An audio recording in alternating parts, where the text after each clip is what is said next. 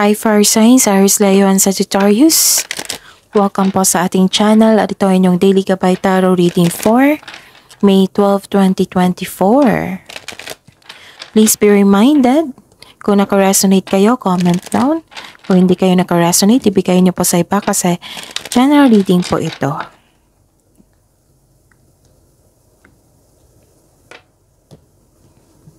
Gamitin ang reading na ito bilang gabay lamang. Please like, subscribe, and click bell button for notification para updated po kayo sa daily tarot reading natin. Maraming salamat po.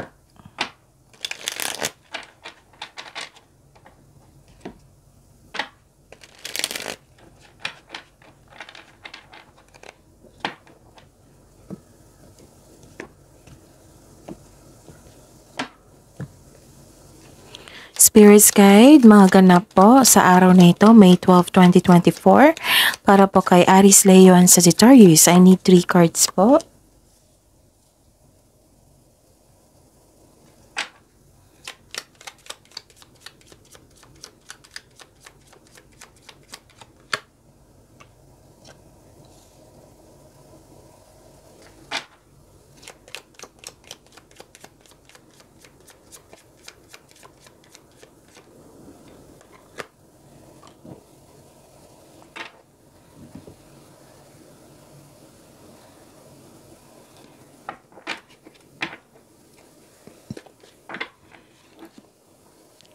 Spirit's Guide, mensahe po para kay Aries, Leo, and Sagittarius ngayong May 12, 2024.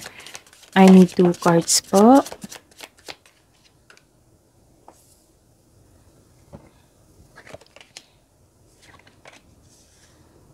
Okay, Aries, Leo, and Sagittarius.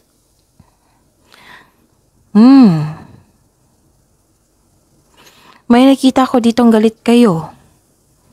Galit kayo, nasaktan kayo, nagkaroon ng argument.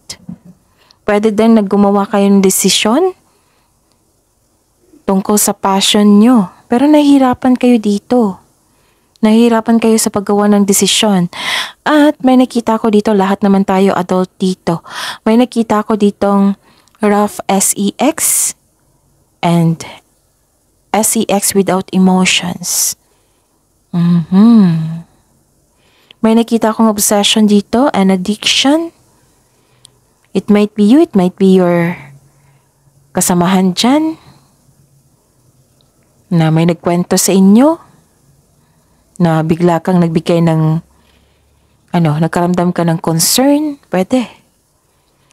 Tapos may nakita ko dito na humingi kayo ng wisdom message sa favorite person nyo. This is maturity also. Humingi kayo ng wisdom message kasi nagugulahan kayo, na nabibigatan kayo, nasaktan kayo. So, humingi kayo ng advice or wisdom message. Nakita ko dito na may nagbigay ng regalo sa inyo.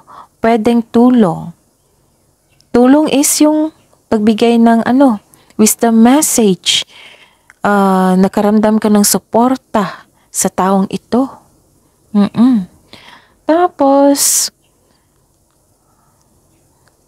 this is gift, diba? Tulong, regalo, pwedeng kayo nagbigay or naka-receive kayo.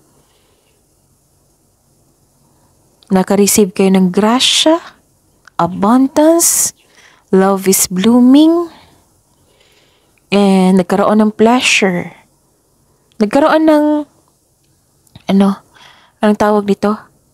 Happiness, kasi nakatanggap kayo ng grasya, may mabuting, may magandang nangyari. You're taking care of yourself, nakikita ko dito, nagkaroon ng self-care. And also, claim this abundance, okay? And ang message po para sa inyo, Valley of Shadows, step into the enveloping Valley of Shadows. Here fears are faced, and the courage is forged in dimly paths. Okay. So, kung nahirapan kayo ngayon, kasi may nakita ko dito nabibigatan kayo, huwag mag-alala kasi you are guided. And most of all, may nakita ko dito na naka-receive ka ng support, tulong. and step and move forward. Move forward. Take an action with courage. Samahan mo ng self-confidence. Face your fears. Ma-overcome mo yan. Huwag kayong huminto. Move forward. Para ma-overcome mo itong nararamdaman mong bigat. Yung mga nangyari na hindi ka masaya, ganon. Pero don't bother kasi may nakita ko ditong happiness eh. At the end of the day, nagkaroon ng happiness kasi nakareceive ka ng tulong, regalo, pagmamahal, suporta. Okay? Huwag kayong sumuko. Move forward. And navigate through boundaries, boundless ocean of possibilities, where horizons whispers of untold opportunities and plentiful paths. Sabi dito na may opportunities na darating kahit may blockages, boundaries, kahit may anong tawag dito? Challenges. This is challenge. Itong mag-decision kayo regarding sa inyong passion. Kung ano naman yung pagsubok na iyan, may opportunity na darating. Basta move forward pa rin kayo. Take an action with courage. Spirit's Guide. Energy po ni Aries, Leo, and Sagittarius ngayong May 12, 2024.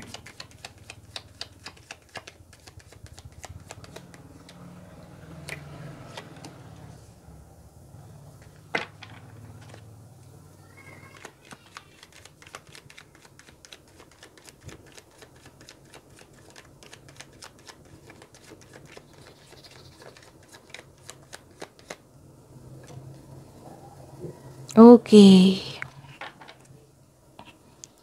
Aries, Leo, and Sagittarius ngayong May 12, 2024. May nakita ko ditong disappointment. Disappointed ka kasi pwedeng humingi ka ng tulong tapos hindi ka pinagbigyan. Hindi siya handang magbigay ng tulong sa iyo. Tapos disappointed ka. Disappointed ka sa kanya.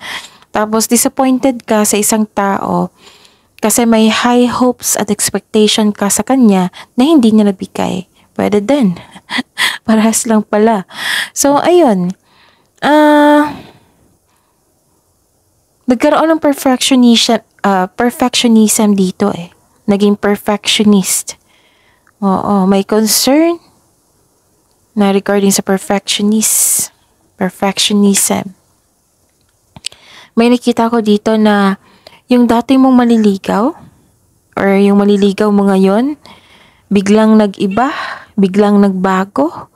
Hindi siya katulad dati kung paano siya manuyo. Actually, be thankful. Kasi nakita mo agad yung red flag niya. Mahirap na kung magkaroon kayo ng relasyon niyan. Okay. Isa din yan sa dahilan na na-disappoint kayo. Pwede din na na-disappoint kayo sa isang bagay na expected nyo na mangyari pero hindi nangyari. At na-disappoint kayo.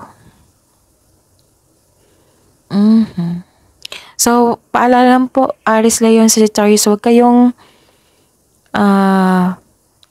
hayaan na makulong kayo sa disappointment. Kasi kung hayaan mo yan, hindi kayo na mag-move forward, magkakaroon yan ng blockages. Tapos yung blessings na para sa inyo, magkaroon ng delay kasi may blockages eh. Hindi pa maganda ang inyong energy. So, mas mabuting pakawalan mo na yan. Surrender, embrace, let go, and forgive. Move forward. Para papasok na yung blessings na para sa inyo. Sabihin nyo, you are ready. Yung positive affirmation, yan yung pinaka-importante. Isa yan sa makaka-attack ng positive energy at smooth yung pasok ng blessings na para sa inyo. Okay? And May concern dito, di ba? May concern sa perfectionism, materialism. May nakita ko dito na concern na hindi marunong magpahalaga sa buhay. May selos ako nakita dito. Pwede din na may concern sa hindi marunong mag-handle ng money, naging materialistic. May taong hindi maasahan, kaya disappointed kayo. Instead of angry sa kanya, have a conversation, have a honest conversation with them about expectation and make adjustments where necessary. Remember, kung magkaroon kayo ng honest conversation, introduction, yung magkaroon kayo ng communication, conversation, para magkaayos. Hindi yun magtulakan kung sino yung tama at mali, kung sino yung panalo at talo. Sabihin mo yung intention mo para magkaayos kayo. And make adjustment where necessary. Tapos, distracted din kayo kasi may taong nanghimasok sa decision nyo. Decision making process. Okay? Spirit's Guide, Career and Money po ni Aries, Leo, and Sagittarius ngayong May 12, 2024.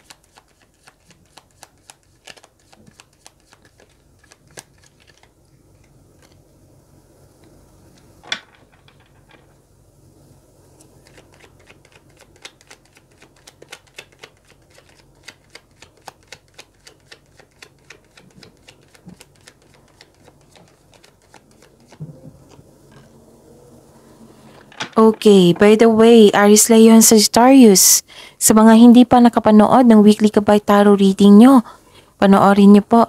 Tsaka yung monthly Gabay Tarot reading nyo. Dalawa yun, monthly Gabay Tarot reading for general and yung nakafocus sa career and money. So, panoorin nyo po. Visit kayo sa channel natin. Scroll down nyo lang po hanggang sa makita nyo yung Aries, Leo, and Sagittarius. Yes, nakaseparate po iyon. Sa mga suki ko dito na Aries, Leo, and Sagittarius na humihingi ng monthly Gabay Tarot reading for May 2024, nais kong ipaalam sa inyo na open na po yung schedule natin for booking. Oo, i-PM nyo ako for schedule, okay? Tapos sa mga bago dito, sa mga gustong magpa-personal reading, 'di ba po, video niyo ito. Sa baba niyan may nakasulat na description box na Aries, Leo, Sagittarius for May 12, 2024. Sa baba pa niyan, may naka-post dyan na link. I-click nyo po yung link para ma-message nyo po ako for inquiry and for booking. Maraming salamat po. Okay, Aries, Leo, and Sagittarius. Sa career and money nyo po. May nakita ko ditong lumabas din dito Maaring isang tao lang ito.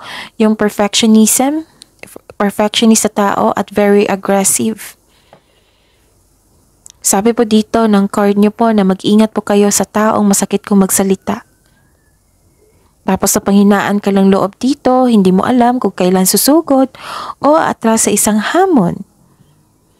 Tapos nakikita ko dito yung pagsisisi kasi nagkaroon ng opportunity, nag-grab mo na walang plano, ganun. So kung hindi pa kayo nakaranas nito, kung may offer sa inyo, kung may proposal sa inyo, kung may gagawa kayo ng desisyon, kailangan ng konkretong plano para makagawa kayo ng malaking desisyon. Okay? Tapos, huwag kayong mag-give up. Kailangan nyong i-work out yung self-confidence nyo kasi nangihina kayo dito may kakulangan sa tapang. May takot din na matalo. Yung mas nanaig yung weakness. Mag-ingat po kayo sa taong siloso. Sa taong nagsiselos. Walang gender to ha. Mag-ingat lang po kayo sa taong siloso, selos, in denial, insecure, paranoid, kulang sa pansensya. So mag-ingat po kayo sa kanya. Tapos huwag niyong hayaan talaga na magkaroon kayo ng panghihina, ganun. Work your confidence. Kailangan maging confident kayo and move forward. Okay? Don't worry after nitong unos. Magkakaroon na ma-overcome mo iyan. May matutunan ka din dyan. Baka hinahanda ka ng ating Panginoon na i-test ka kung ready ka na ba, kung confident ka na ba, confident enough, kasi may ibibigay siya sa iyo. Accept this challenge kasi kung haharapin mo ito ng buong buo, with confidence, ma-overcome mo yan at may matutunan ka. I-prove mo sa universe, i-prove mo sa universe na at sa inyong sarili na kaya mo na ang mga challenges na ito. Kasi I believe these challenges, magkakaroon yan after nyan magkaroon ng blessings. Baka sikapin nyo lang na ma-release mo yung mga blockages na yan, okay? Meditate. Huwag nyo kalimutan mag-meditate. Tapos, may concern kayo sa tao na yung nagbigay siya ng tulong sa inyo tapos gusto niya ng kapalit.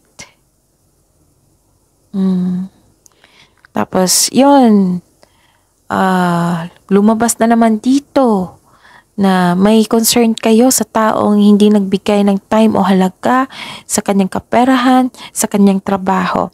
Nagsisave din kayo dito. Nagsisave kayo para magbayad ng utang, or may concern kayo sa isang tao na hindi nagbayad. Yes.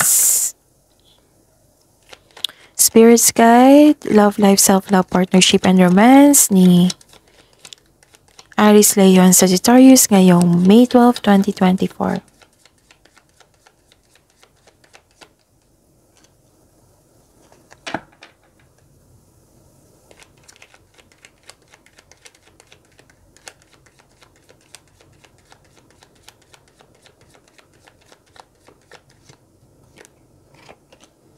Okay, ang ganda. So this is a clarification of your cards here. Ang ganda po kasi may changes, new cycle. Pagtatapos sa isang mapait na sinapit. This is completion of cycle. Nakatadahan na to sa inyo. Nakita ko yung happiness mo dito, which is the clarification of your card here. May nangyari na nakatadahan na sa inyo sa araw na ito. This is good luck and good karma. Sa mga single dito, may chance kayong ma-meet mo na yung new romantic partner mo. Sa mga may relasyon sa buhay mag-asawa na may problema nung nakaraang araw o hindi pagkakaunawaan, may pagbabagong darating na ikakasayan nyo. This can also means a blessing in your relationship. Pwedeng may nabuntis, pwedeng basta po maging masaya kayo, pwedeng na-surprise mo. Pwedeng na-surprise, may nakita kong bouquet of flower din dito. May binigay sa inyo. May magandang new experiences after a time of sadness. You are moving from a painful cycle to happiness. So, embrace new situations na dumating sa inyong buhay. This is new situation, ha? Pwedeng nagkabalikan kayo, pwedeng nagkabati na kayo. Yes. Ano pa? And nagkaroon ng fast action. Diba, may sabi dito na dumating na yung bagong tao sa inyong buhay, sa mga single dyan. Siya po ay very aggressive. Direkto magsalita, ayaw niya ng paligoy-ligoy.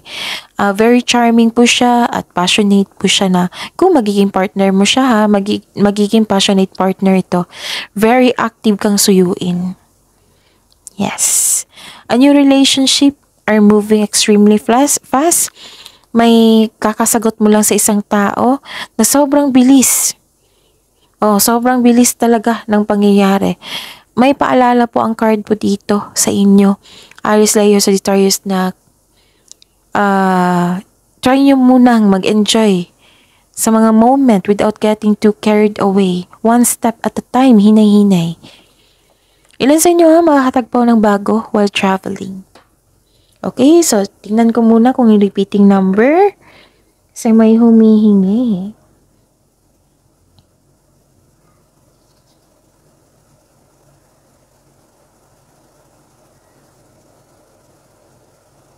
Okay, wala po. So, ayun. That is your reading po. For today, May 12, 2024, please like, subscribe, and click bell button for notification para updated po kayo sa daily tarot reading natin. Maraming salamat po.